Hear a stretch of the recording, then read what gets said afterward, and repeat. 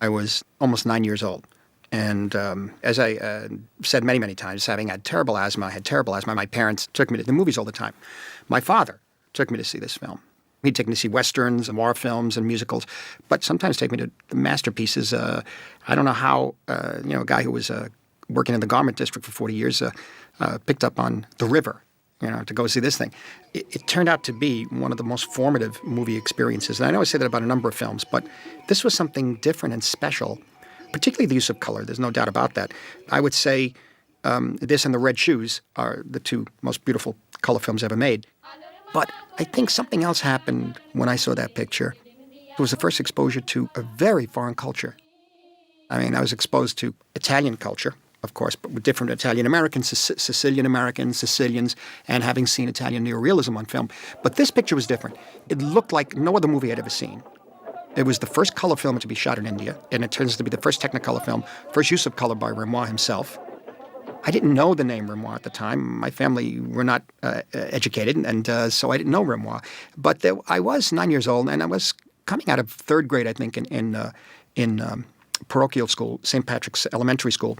And I remember vividly in third grade seeing paintings for the first time in little postcards. And there was symbolic paintings, and there was Van Gogh's Starry Night, and a couple of them were these beautiful little girls and women on a picnic wearing beautiful dresses from the late 19th century France, very, very rich and intense, embracing of the subject matter by the painter. And I saw the name was Renoir.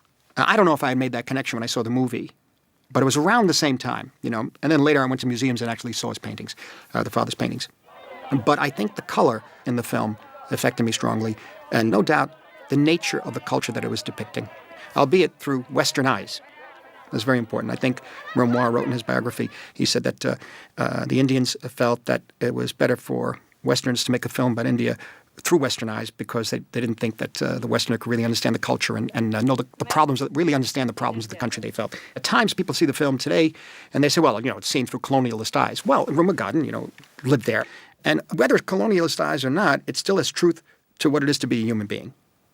Primarily, it's the story of a young girl coming of age, but there's something much more universal about it, especially if I'm a young boy coming out of Lower East Side at the age of 9 years old, seeing this and identifying with the movie and feeling for these people. I guess some people would say, well, I like the exotic, in culture. I happen to respond to that. But it's more than just the exotic because quickly, you find out it's not just exoticism. There are problems. The people live a certain way, believe things differently. So at first, if the gold and the glitter and the color gets you, it's still the real power is the humanity in the film, the humanity of the culture, what it is to be Hindu and to see life a different way. I don't know if the film shows that, but it makes you interested in that. I think it made me interested.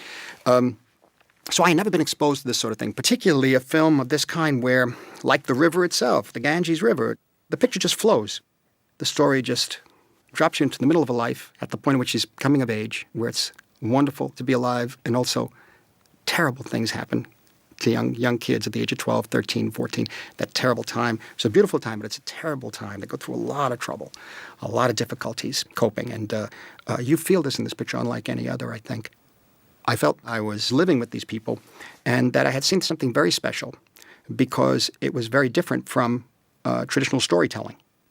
The authenticity was beyond anything I had seen. I mean, I'd seen other films shot in India, let's say, or parts of it shot in India. I was used to watching Elephant Boy and other films by Robert Flaherty that were shown on television in the late 40s, early 50s, so that when I saw the opening shots of the river with the boats going down the river and the man working in the nets and you hear that music, the voices singing, there was a familiarity to the technique, which had to do, I think, with intercutting documentary footage with dramatic footage, stage footage. And what made this one even more special was the use of Technicolor. Renoir felt that for landscapes in Technicolor, it was important to avoid subtle colors. He said because they become muddy or murky. And so the vegetation in the tropical vegetation was perfect for Technicolor because the colors were very strong. So I mean, the color was, his first use of color was very, very important as a character in the movie. There's no doubt, as the son of the Impressionist painter, I think you could see it in this film, especially the landscapes, and the way he frames trees at certain points, or when all the girls sort of follow each other and hide behind the bushes to watch who's going to get the first kiss from Captain John. It reminds me of one of his father's paintings. Little girls sleeping together Apparently he took hours to arrange the legs the right way, and it looks like right out of the paintings of his father's work. So, you know. This is my daughter, Mary. You also notice that there's a strangeness in a way, kind of an odd approach to the acting. It's different from other pictures. And bottom line is that many of them are non-actors. You have Esmond Knight, you have Arthur Shields, and you have Nora Swinburne, you have some other actors. Adriana Corey plays Valerie.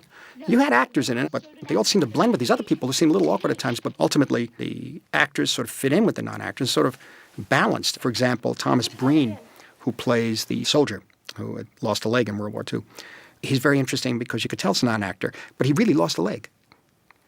And for what you may be feeling a little uneasy about in terms of delivery or lines and that sort of thing, and one gets past it right away because you know it's real. What he's feeling, the conflicts and the emotions that he's feeling, it's really there.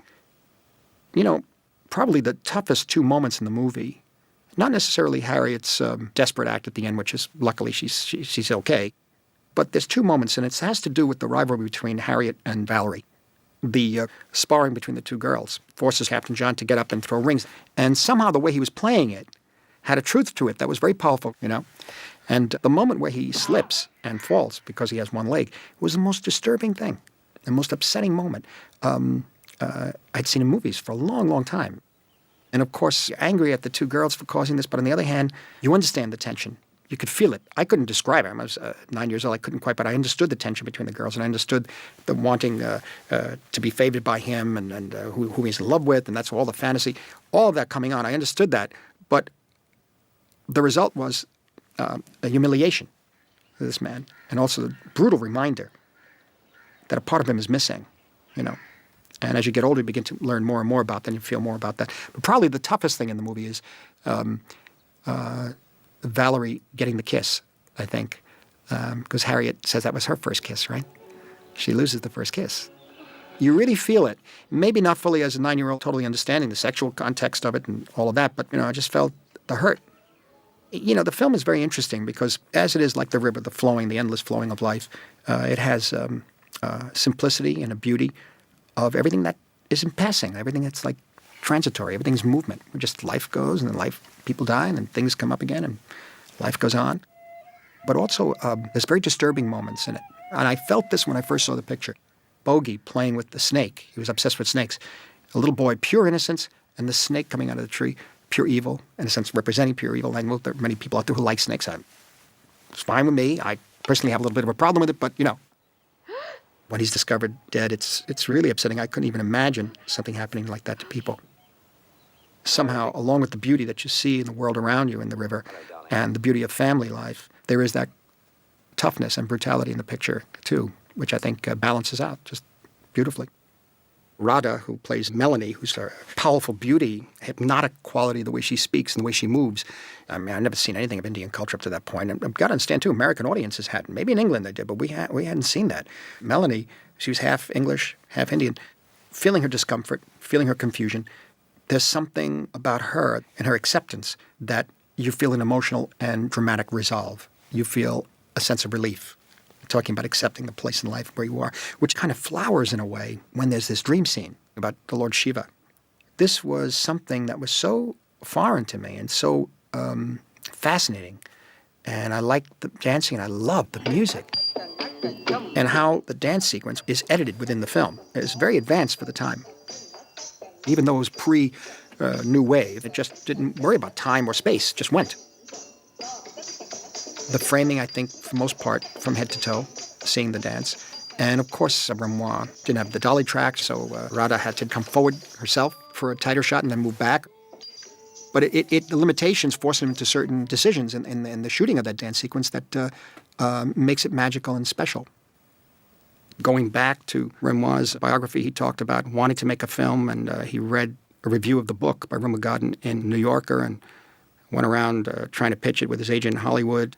I never realized that until Peter Bogdanovich wrote about it. That Renoir, I never knew that he was out of fashion or couldn't get a job in Hollywood. You know, here he was trying to make a picture, India, you know, in color, and it would be it'd be interesting. Young girls coming of age, and we can get a good actress for it. We can get Marlon Brando he spoke to for playing Captain John, and you know, it just never happened. And he realized it wasn't going to get made until Kenneth McEldowney, who was a florist, fell in love with it. And when he looked into who had the rights to the river, it was Renoirs, so got together and financed the film. But ultimately, of course, they didn't have enough money to lure Hollywood stars.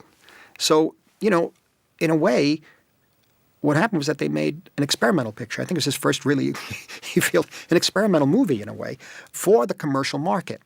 Kids can see it around the world, For me, it was an experience I had with my father in the movies. Somehow the emotions of the family and the love in that film, I felt, let's say for him, and I couldn't express it, but the experience together was a loving experience seeing it.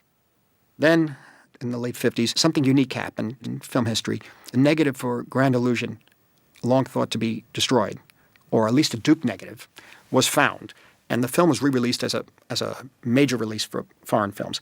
And I sort of became obsessed with that film.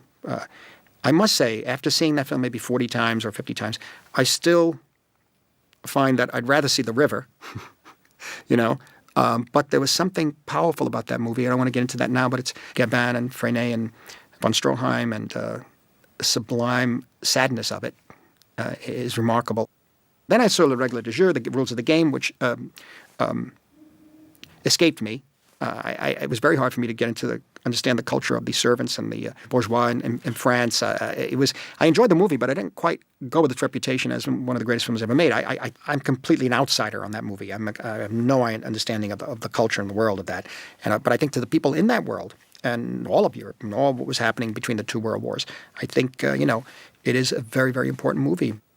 But the body of work that I know as Renoir has inspired me. What I mean by that is, it doesn't inspire me to go make a film about Goodfellas in a bar in Queens and guys being shot. It doesn't inspire me, certainly inspire me for that. But what it does, and constantly does, is to inspire me to get up and say, let's make films again. The purity of his work, the sense that he really understood the people that he was dealing with, and the sense that he kind of liked the people and liked the actors from what I could tell. That is something to always keep you going. That's the well that doesn't dry up, is the Renoir cinema.